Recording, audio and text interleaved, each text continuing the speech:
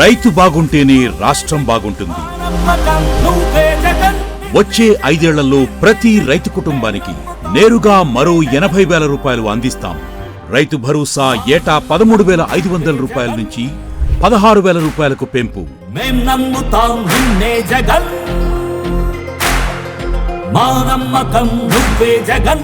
వచ్చే 5 ఏళ్లు కొనసాగిస్తాం ఉచిత పంటల బీమా, 0 వడ్డీ పంట రుణాలు, ఇన్పుట్ సబ్సిడీ మరియు పగటిపూటే వ్యవసాయానికి 9 గంటల ఉచిత కరెంట్ అందిస్తాం.